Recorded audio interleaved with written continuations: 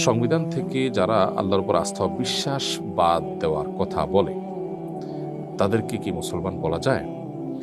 কোনো ব্যক্তি যদি নিজেকে মুসলমান দাবি করার পরও তিনি সংবিধানে আল্লাহর প্রতি আস্থা এবং বিশ্বাস রাখার বিরুদ্ধে অবস্থান নেয়, তিনি যদি বলেন যে না এটি রাখা যাবে না, তাহলে অবশ্যই তার ঈমান নিয়ে সংশয় এবং সন্দেহ দেখা দেয়। তার এই বলাটার মধ্যে তিনি যদি ব্যাখ্যা করেন যে এটা আমার বিশ্বাসের জায়গা ঠিক আছে, বাট আমি চাই না ও সংবিধানে থাকুক, সেটা এই যুক্তিতে, তাহলে সেক্ষেত্রে তিনি গোমরাহ এবং পথভ্রষ্ট পাপিষ্ঠ, এতে কোনো সন্দেহ নেই। আর যদি তিনি এই আস্থা এবং বিশ্বাস নাই বা এটা এখানে রাখা অনর্থক, অপ্রয়োজনীয় বা না রাখা উচিত এরকম অ্যাগ্রেসিভ হন তিনি, এবং তার বিশ্বাসই যদি এরকম হয়, তাহলে তিনি কাফের এবং মোরতাদ হিসেবে বিবেচিত হবেন, ইসলাম থেকে খারিজ হয়ে যাবেন। খুবই জঘন্য একটি বিষয়। তো এই জন্য একজন মুসলমান আসলে এই জায়গাটাতে অবস্থান করতে পারেন না। এখানে অনেকে যুক্তি দেন যে আল্লাহর উপরে আস্থা এবং বিশ্বাস এটা কেন সংবিধানে থাকবে, কারণ অন্য ধর্মাবলম্বী যারা আছে তারাও তো সংবিধান পড়বে, তাহলে তারা কি এটা আল্লাহর উপরে আস্থা বিশ্বাস এই লেখাটা পড়ে তারপর পড়বে? এই উত্তরটা একেবারেই হাস্যকর আমার কাছে মনে হয়, বা এই প্রশ্নটা একেবারে হাস্যকর মনে হয়। কারণ হলো যে কোনো সংবিধান যখন প্রণয়ন হয়, সে সব মানুষ সেটার উপরে শতভাগ একমত থাকে না। কোনো বিষয় কারো ভিন্নমত থাকতে পারে। অতএব ভিন্নমত আছে দেখে তার মতের পরিপন্থী কোনো কিছু থাকলে তিনি সে সংবিধান পড়তে পারবেন না, তা তো না। তাহলে একজন অন্য ধর্মাবলম্বী এই জায়গাটা সে তার ভিন্নমত আছে, এই জায়গাটা তিনি পড়লেন না, তাতে সমস্যাটা কোথায়? বা এই জায়গায় অ্যাভয়েড করলেন তিনি, সমস্যাটা কোন জায়গায়? মালয়েশিয়ানরা যদি মাত্র 65% মুসলমান হয়েও তাদের রাষ্ট্রধর্ম ইসলাম থাকতে পারে, তাদের সংবিধানে ইসলামকে গুরুত্বপূর্ণ জায়গায় তারা রাখতে পারে, এবং তাতে যদি তাদের উন্নতি, অগ্রগতি, তাদের সৌহার্দ্য, সম্প্রীতি, পারস্পরিক একসাথে মিলেমিশে থাকা কোনো কিছু বাধাগ্রস্ত না হয়, তাহলে আমাদের দেশে কেন হবে? তো এই বিষয়গুলোতে আসলে ইচ্ছাকৃতভাবে ইসলাম এবং মুসলিমদেরকে কোণঠাসা করে রাখার যে পশ্চিমা আপনার প্রচেষ্টা আছে, যে গোটা পৃথিবীতে আজ মুসলমানদের প্রতি জুলুম এবং নির্যাতন চলছে, মুসলমানদেরকে কোণঠাসা করে রাখা হচ্ছে, ইসলামোফোব হচ্ছে দিন দিন উন্নত দেশগুলো, এটা তারই অনুসরণ মাত্র। পশ্চিমাদের গোলামরা সাধারণত তাদের এই অন্ধ অনুসরণ করতে পারে। ইসলাম এটা শুধু মুসলমান নয়, অন্য ধর্মের মানুষদের জন্য নিরাপত্তার সবচেয়ে বড় কারণ। ইসলাম ছাড়া অন্য কোনো কিছুতে মুসলমান তো বটেই, অন্যদেরও নিরাপত্তা নিহিত নেই। বিষয়ে দীর্ঘ আলোচনা করবার সুযোগ আমাদের সংক্ষিপ্ত সেশনে নেই। পরপুরুষের সামনে কোনো নারী তার মেহেদি রঞ্জিত হাত প্রদর্শন করতে পারবে কিনা? মেহেদি রঞ্জিত হাত কোনো নারী প্রদর্শন করবেন না, তবে তিনি কোনোভাবে পুরুষের সাথে কোনো বিষয় আদান প্রদান করতে গিয়ে নিরুপায় বা কোনো জায়গায় প্রয়োজনের সাপেক্ষে যদি কোনো কিছু দিতে বা নিতে হয়, এবং সেক্ষেত্রে যদি কেউ দেখে ফেলে, তাতে অসুবিধা নেই। নবী করিম সাল্লাল্লাহু আলাইহি ওয়াসাল্লামের সময়ও এরকম একটি ঘটনা ঘটেছে। একজন নারী তার হাত দিয়ে নবী সাল্লাল্লাহু আলাইহি ওয়াসাল্লামের কাছে কিছু দিয়েছেন বা নিয়েছেন, এরকম কিছু একটা পর্দার আড়াল থেকে বা সামহাউ। তো এখানে তার হাতে মেহেদি না থাকে, নবী সাল্লাল্লাহু আলাইহি ওয়াসাল্লাম বলেছেন যে এটা কি কোনো পুরুষের হাত কিনা, কারণ মেয়েদের দিক থেকে এসেছে অথচ হাতে মেহেদি নেই। তখন মেয়েরা মেহেদি হাতে দিতেন সবাই, সেই জন্য নবী সাল্লাল্লাহু আলাইহি ওয়াসাল্লাম আশ্চর্য হয়েছিল। এখান থেকে বোঝা যায় যে প্রয়োজনের প্রেক্ষিতে যদি এটা হয়, এটা জায়েজ আছে, কিন্তু প্রয়োজন ছাড়া যদি না হয়, আর প্রয়োজনের প্রেক্ষিতেও মেহেদি লাগানো হাত যথাসম্ভব প্রদর্শন না করতে পারলে ভালো হয়, কারণ এটি পুরুষদের জন্য ফিতনার কারণ, সেটি বলাই বাহুল্য। সো এটা অ্যাভয়েড করতে পারলে ভালো হয়। যদি অ্যাভয়েড করা না যায়, তাহলে সেক্ষেত্রে ইচ্ছাকৃত নয় এরকম হলে সেটা গুনাহ হবে না, কিন্তু ইচ্ছাকৃত এবং খুব বেশি প্রয়োজন ছাড়াই প্রদর্শন করছেন, সেটা কিন্তু না জায়েজ। একটা হলো দেখে ফেলা, পুরুষ দিতে গেলেন দেখে ফেলেছে, আর হলো প্রদর্শন করলেন, দুটো কিন্তু দু জিনিস। আল্লাহ সুবহানাহু ওয়া তাআলা আমাদের সৌন্দর্যকে, মাবুদের সৌন্দর্যকে আল্লাহ তাআলা অপ্রকাশিত করে রাখতে বলেছেন। আল্লাহ বলেছেন যে ওয়ালাউদ্দিনা জিনাতাহুম ইল্লা মা যাহারা মিনহা, একান্ত যেগুলো বাহ্যিক অর্থাৎ পোশাকের বাইরেও যে অংশ, পোশাক বাহির থেকেও যেটা পোশাকের উপর দিয়ে যেটা দেখা যায় সেটি ছাড়া আর বাকি কোনো সৌন্দর্য নারীরা যেন প্রকাশ না করে। অতএব এটা প্রকাশ করবে না। বাকি জরুরি কোনো কাজ করতে গিয়ে যদি কেউ কারো নজরে পড়ে যায়, তার কারণে গুনাহগার হবে না। পেশা হিসাবে ওয়েডিং ফটোগ্রাফি, বিবাহ অনুষ্ঠানের ফটোগ্রাফি করা যায় আছে কিনা?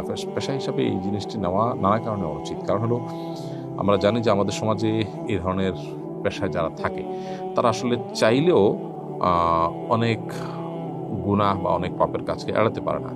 যেমন একটা বিষয় হলো যে আপনি যখন কোনো বিবাহের ফটোগ্রাফি করতে যাবেন, সেখানে নারী পুরুষের মিশ্রণ থাকবে, সেই ছবি আপনাকে তুলতে হবে, আপনার ইচ্ছা হোক অনিচ্ছা হোক সেই কাজ আপনাকে করতে হবে। তো এটা তো একটা নাজায়েজ কাজ, যেটা অংশীদার আপনাকে হতে হচ্ছে। তো যে কাজে হারাম বা গুনাহের কাজে অংশীদার হওয়া অনেকটা বাধ্যতামূলক, অনেকটা চূড়ান্ত, সে কাজ আসলে অ্যাজ এ পেশা নেওয়া জায়েজ নাই।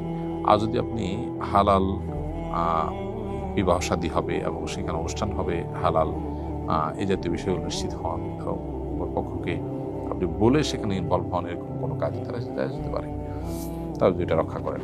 সরকার সংবিধান সংশোধনের উদ্যোগ গ্রহণ করেছে। আমাদের সংবিধান কেমন হওয়া উচিত বলে মনে করেন? আমাদের সংবিধানে আমাদের অর্থনৈতিক মুক্তির বিষয়ে পরিষ্কার রোডম্যাপ থাকা উচিত। বৈদেশিক ঋণ নির্ভর অর্থনৈতিক ব্যবস্থা থেকে আমাদের বেরিয়ে আসার প্রচেষ্টা, স্বপ্নের কথা জোরালোভাবে উল্লেখ থাকা দরকার। সেই সাথে ন্যায় বিচার এর পথে যত রকমের বাধা হতে পারে সকল বাধাগুলো অপসারণ করা উচিত। বিচারহীনতা আমাদের সমাজের যে সমস্ত ভয়াবহ দিকগুলো আছে তোমার থেকে একটি দিক। তৃতীয়ত, এদেশের সংখ্যাগরিষ্ঠ মানুষের চিন্তাধারা বেশিরভাগ ক্ষেত্রে এদেশের আইন, নীতি ইত্যাদিতে প্রতিফলিত হতে দেখা যায় না। অথচ সংখ্যাগরিষ্ঠ মানুষের চিন্তাধারা যদি প্রতিফলিত না হয় আইনে, নীতিতে, সংবিধানে, তাহলে সেক্ষেত্রে সেটা সাধারণ মানুষের প্রতি অবিচারের সামিল।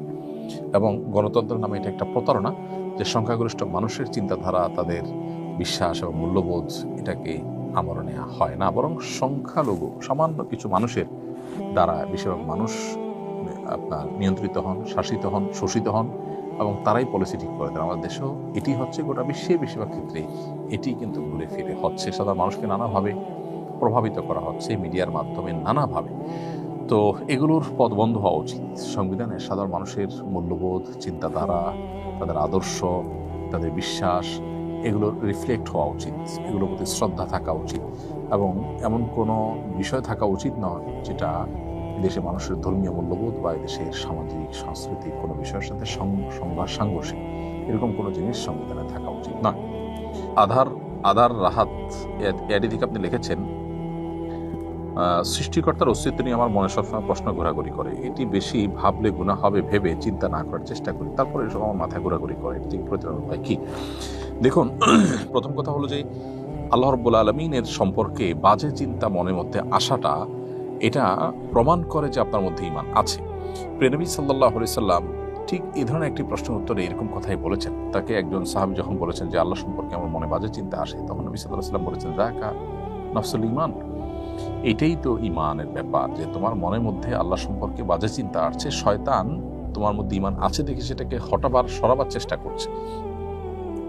শয়তান যে আমার ঈমানকে বিদরিত করবার চেষ্টা করছে এটা দেখে আল্লাহ সুবহানাহু ওয়া তাআলার ঈমান আরো বৃদ্ধি হওয়া উচিত। কোনো বেঈমানের মনে এরকম চিন্তা সাধারণত আসে না।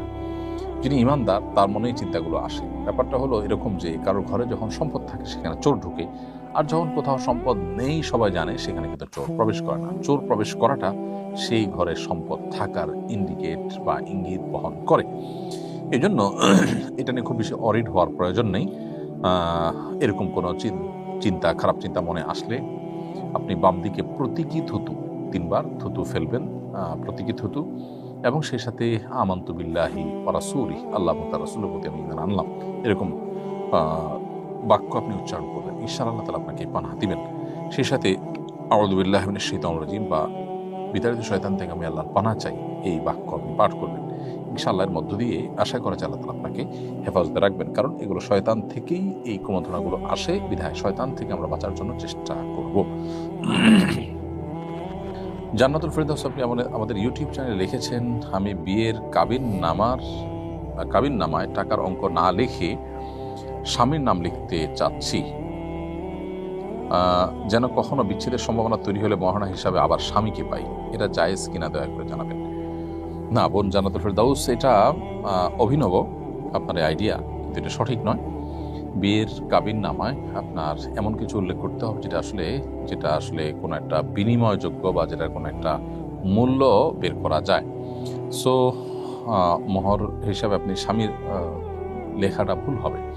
স্বামী তো আপনি বাই ডিফল্টই পাচ্ছেন, কিন্তু আপনি যে আপনার চিন্তার কথা, যে থিঙ্কিংয়ের কথা বলেছেন, সেটি আবেগের কথা, বাস্তবতার কথা নয়। বাস্তবতার কথা হলো যে মহরের ঘরে আপনার কোনো টাকার অঙ্ক, স্বর্ণ গহনা বা এমন কিছু লিখতে হবে যেটা বিনিময়যোগ্য বা যেটা আর কোনো একটা মূল্য বের করা যায়, তাহলে সেক্ষেত্রে সেটা মহর হবে।